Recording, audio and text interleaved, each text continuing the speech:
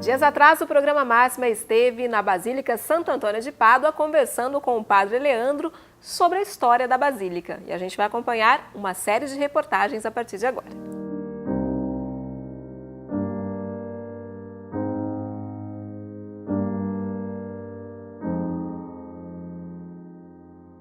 Hoje o programa Máxima apresenta uma matéria especialmente diferente. Eu tenho o grande prazer de conversar com o Padre Leandro Ricardo e, como vocês podem ver, nós estamos na lindíssima Basílica Santo Antônio de Pádua. Padre, muito obrigada por dedicar um tempinho, a gente sabe que a sua vida é muito corrida, para nos receber aqui hoje.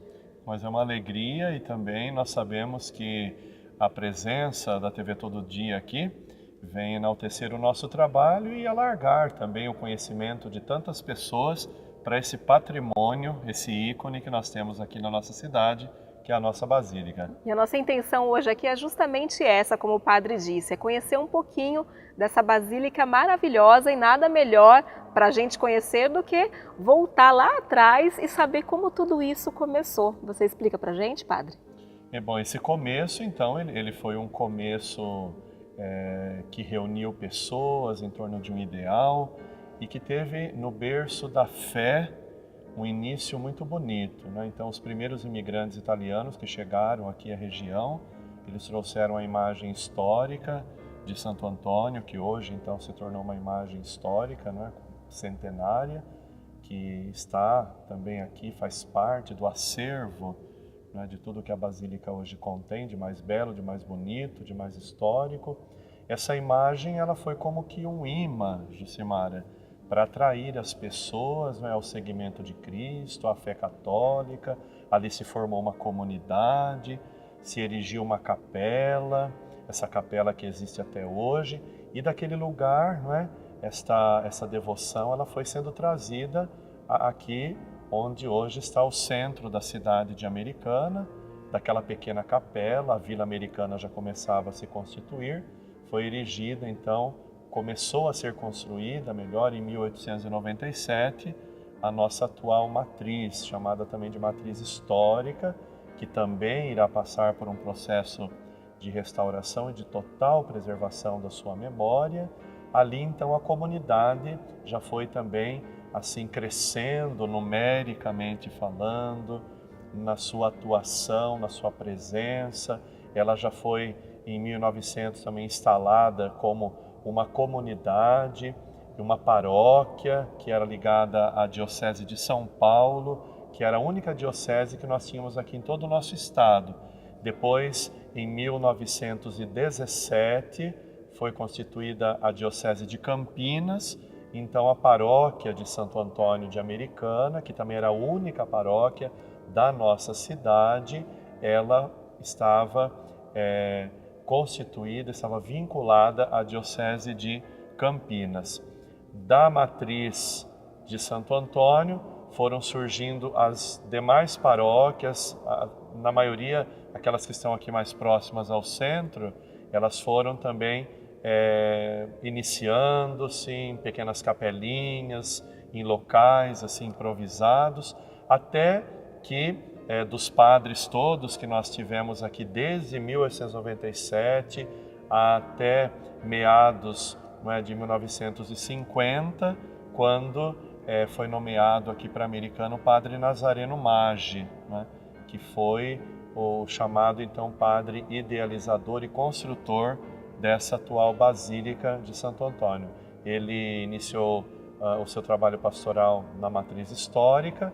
Já essa área onde está a Basílica de Santo Antônio, ela já havia sido doada, né, à Diocese de Campinas, e Monsenhor tinha em mãos um projeto de construção que foi feito pelo pároco anterior, que era doutor, inclusive padre doutor Epifânio Esteva, que foi também um grande sacerdote aqui da cidade americana, um grande padre, mas era uma igreja um pouco maior que a nossa matriz histórica. A nossa matriz ela abriga assim, para ser muito otimista, umas 200 pessoas sentadas. E aquele projeto não era nem o dobro disso. E Monsenhor Maggi pensava numa Americana como hoje, não é? Com esses milhares de habitantes todos, ele foi muito visionário Então conta a história que ele desfez-se desse projeto, com o aval até da comunidade que entendeu, das pessoas mais próximas dele, que entenderam também, alguns de início não entenderam, acharam que aquele gesto talvez não fosse o melhor, não é? Porque a mentalidade às vezes era que a nossa cidade ia permanecer com aquela população, e uma igreja pequena, como outras cidades têm matrizes muito pequenas, e ele pensou, e com certeza, sem exagero nenhum, eu penso que ele imaginou que aqui ia ser uma basílica, realmente pelo tamanho, ou que ia ser uma igreja referencial, um polo realmente, não é? Onde a história, a cultura, a arte, principalmente a fé, fossem abrigados, né? Padre, esse primeiro projeto que o Monsenhor resolveu colocar em prática e apresentou para a comunidade, já era grandioso como a gente pode ver a Basílica hoje. Era uma coisa muito ousada para o tempo mesmo, né? Extremamente. Ele foi chamado de louco por algumas pessoas, né? De muito avançado, porque nós estávamos também num período pré-conciliar, né? Que foi um momento de igreja como um todo, que deu também uma nova vertente para as construções de igrejas. Então, ele pegou quase que um período de transição, né, desse movimento interno que a igreja estava experimentando. Então, teve, assim, com certeza, que lutar também contra uma mentalidade que já estava instaurada. E aqui está exatamente o que ele pensou. Ele deve ter consultado muitas pessoas, ele estudou na Itália, ele veio com uma bagagem muito grande também de história, de arte, e tentou, né, e conseguiu reproduzir aqui, não é, grande parte disso. Convidou os pintores, né, os artistas italianos, os Gentili, para virem para cá, para assumirem, não é, toda essa tarefa também dos afrescos, das pinturas que nós temos aqui, mas a escolha de tudo passou pela mão dele. Inclusive, recentemente, é importante que se diga, Josimara, a empresa que instalou esses vitrais são belgas e alemães, não é? E esse projeto, ele existe ainda, essa empresa, ela existe, então ela está em São Paulo, e o conceito que Monsenhor Maggi pensou, inclusive para as cores, para o tratamento dos vidros, o local da instalação deles, seguiu todo um conceito que hoje quem faz a visita guiada aqui na Basílica, inclusive, conhece o que ele quis, não é, transmitir também no que está reproduzido nesses vitrais, que tem a história de Santo Antônio, a vida de Nossa Senhora, os mandamentos bíblicos, alguns ensinamentos da igreja e símbolos religiosos que falam muito alto ao nosso coração, além de ser uma obra de arte que Sim. Nós temos aqui, que encanta com essa translucidez do sol, né, da luz solar, principalmente durante o dia, os que visitamos ou os que estamos aqui na Basílica de Santo Antônio, não é? Padre, foram quantos anos desde a iniciativa de realmente criar a matriz nova, né, como era chamada antigamente, antes de virar a Basílica, até de fato os fiéis estarem aqui participando dos eventos, enfim, vivendo aqui dentro da igreja? Foram quantos anos? Foram praticamente 22 anos de obra que ele conduziu, que Monsenhor Maggi conduziu, a iniciar-se então em 1950. Foi uma década, de certo modo, difícil na mentalidade, mas onde já em Americana as indústrias também começaram a florescer, então ele teve assim bastante ajuda, colaboração das pessoas. Essa igreja que foi pensada por ele, mas foi construída pelo povo de Americana, pelas pessoas que acreditaram, que deram as mãos a ele, não é? E que foram ousadas também junto com ele, pessoas de famílias tradicionais aqui da nossa cidade, pessoas que estão vivas até hoje, que são a história viva dessa igreja, que colaboraram pela construção, né? Desde o primeiro momento da fundação, da chegada do concreto, do que foi pensado, dos leilões que eram feitos, da festa do padroeiro que começou ainda na matriz, não é? E principalmente com aquele engajamento pastoral que ele conseguia das pessoas, né, nesse ideal, que as pessoas se doavam mesmo, tinham Monsenhor Maggi como um grande ícone da nossa cidade. Ele realmente assim foi, além de ser padre, ele era sem exagero também, a maior liderança que nós tínhamos aqui. A cidade tinha prefeito, tinha as outras lideranças, é claro, mas a palavra de Monsenhor Maggi era muito forte. Então ele arrastava as pessoas para esse ideal, né, para esse projeto, e conseguia-se um retorno muito grande, inclusive de pessoas de outras cidades também que colaboraram da região aqui, como a empresa, por exemplo, que foi responsável pela construção da igreja, e de tantas outras pessoas, das mais simples às que tinham mais condições econômicas. Ninguém ficou de fora de colaborar aqui com os primeiros donativos, como eram chamados, e nós temos esse registro, Josimara, das primeiras pessoas que colaboraram pela construção dessa igreja. É muito interessante a gente voltar um pouquinho no tempo e ver como tudo isso aconteceu, porque eu acompanho entrevistas suas e vejo que essa mesma vontade que o Monsenhor tinha de atrair as pessoas, de fazer com que as pessoas sentissem que a igreja eram delas, o senhor faz isso hoje também, né? Faz questão de que a comunidade realmente sinta que tudo isso aqui, essa maravilha que a gente tem aqui em Americana, é de todos nós, né? Porque esse sentimento de pertença, ele pode se perder ao longo do tempo e as pessoas ficarem admirando tudo isso, mas não sentirem realmente. Então, hoje, a Basílica de Santo Antônio, ela é um patrimônio histórico, além de ser, não é, um ícone de fé, é um patrimônio histórico, cultural, artístico, de muita visitação, onde as crianças e os jovens aqui, além de aprenderem a força, a vitalidade das pessoas em torno de um projeto, elas também aqui têm condições de perceberem toda essa trajetória da nossa gente, também que teve aqui nesse local grande participação. Essa igreja formou, ela não é formada só por paredes, por aqui passaram pessoas importantes, ela formou famílias, ela consolidou valores. Isso que é importante, esse legado, Josimar, essa herança que uma comunidade, não só a nossa religião, né, as principais denominações, têm essa capacidade de formar consciências, né, e de ser também um local que acolhe, que abriga as pessoas também para outros momentos, principalmente agora como Basílica.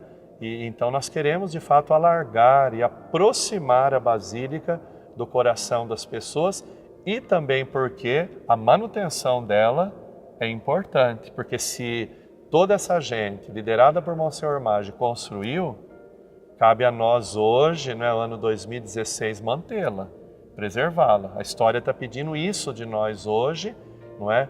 Eu não sou nem metade do que ele fez, mas coube a mim, a comunidade atual, né, os meios de comunicação, e aqui mais uma vez, né, eu chamo a atenção para a importância que a TV Todo Dia está oferecendo na reconstituição também dessa história e tantos outros. Coube a nós hoje trazer presente novamente essa história para mantê-la, porque nós estamos vivendo um momento de restauração. Padre, depois da inauguração da matriz, né, depois de mais de 20 anos de obras, como o senhor mesmo disse, o momento mais importante, um marco na história de tudo isso, a gente pode considerar que foi a transformação em Basílica? Sem dúvida nenhuma, né?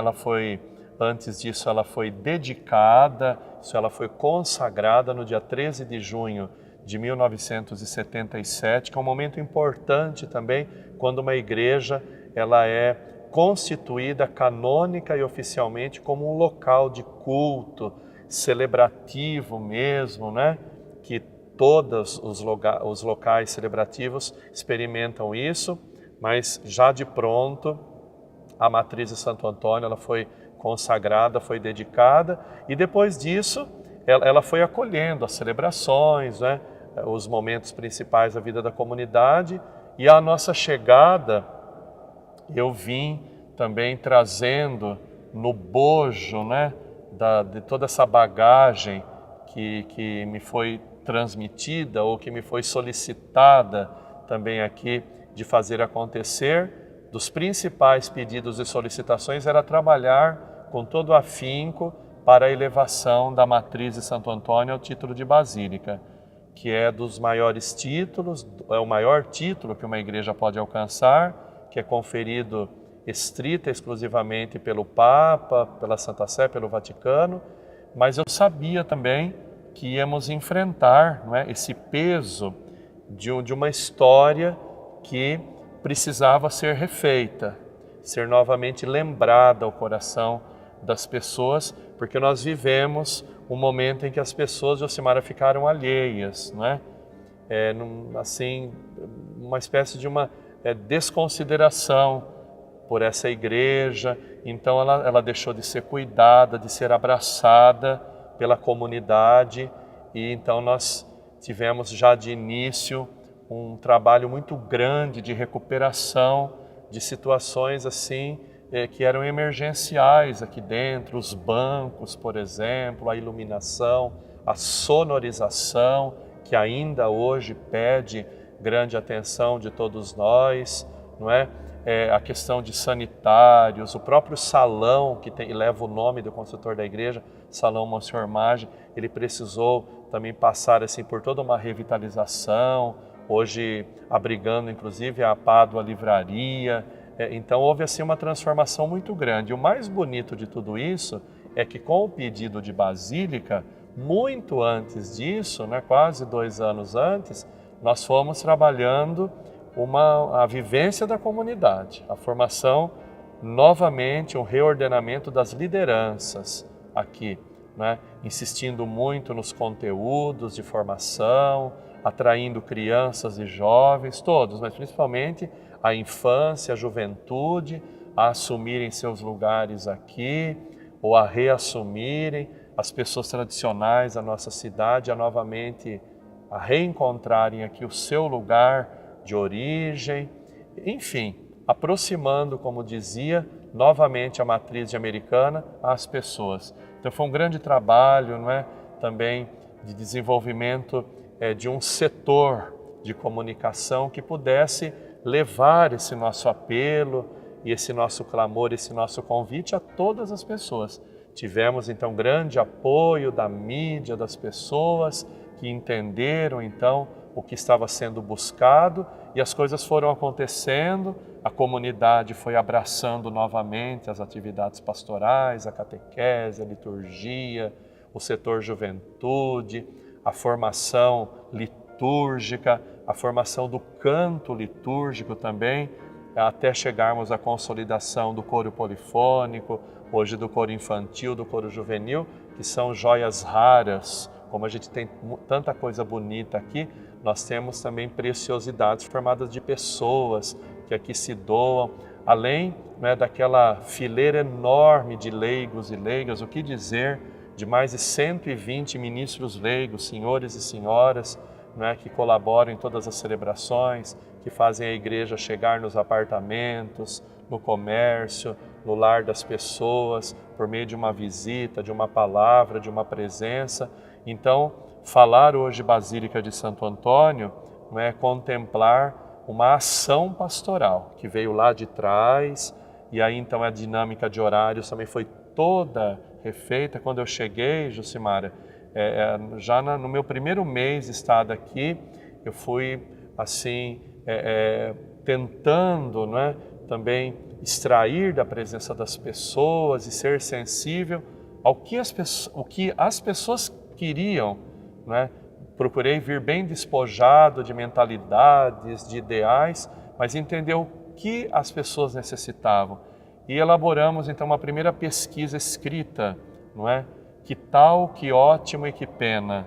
As pessoas que vinham não eram tantas como hoje, as nossas celebrações levaram para casa esses formulários, grande parte desses formulários voltaram às nossas mãos, e aquilo ali foi o meu termômetro. Formamos o nosso primeiro conselho de pastoral, o conselho econômico, e fomos atendendo exatamente os pedidos que as pessoas faziam de mudanças de horários, de maneiras de atender, de maneiras, não é, de ver a realidade também das famílias. E aí nós conseguimos então falar a linguagem das pessoas espontaneamente, não é? isso foi se multiplicando, as pessoas novamente foram encontrando aqui um local de oração, não que não fosse, mas de maneira assim, mais dirigida, de maneira mais declarada, porque as pessoas hoje querem e precisam muito disso. Então, essa pesquisa foi muito norteadora na nossa vida e dali, com os conselhos, tudo foi se formatando, porque o maior instrumento de participação na vida de uma comunidade são os conselhos de pastorais, formado por lideranças que vão multiplicando solicitações e trazendo apelos que muitas vezes, né, não nos chegam, ou a distância que às vezes se cria do nosso cotidiano, da vida das pessoas, poderia ser um impedimento de não enxergar o que realmente as pessoas precisam. Então os nossos horários hoje, eles correspondem à necessidade local de uma cidade extremamente urbana, de um local onde a Basílica está, que é o centro comercial de Americana, onde as pessoas entram, tem horário muito marcado para conseguir participar. Aos sábados e domingos, hoje a gente tem um mapa, tem um perfil também da criança que vem aqui, do jovem que vem aqui, do adulto, da família, do idoso, que nós temos horários, por exemplo, não é, que são adaptados aos nossos idosos, moradores dos nossos prédios, que depois de uma certa hora não se sentem mais à vontade de saírem, preferem estar nos seus lares. Então nós procuramos atender também essa demanda, os horários de domingo, os horários de semana, para favorecer. Então essa resposta ela foi muito rápida. Então, gente, foram muitos desafios, né? Muita história para contar, o assunto é longo e vai longe. A gente encerra essa primeira etapa dessa entrevista que nós estamos fazendo com o Padre Leandro, mas na semana que vem nós voltamos falando sobre o principal desafio do momento, que é a terceira fase de restauração. Padre, obrigada e a gente continua, viu?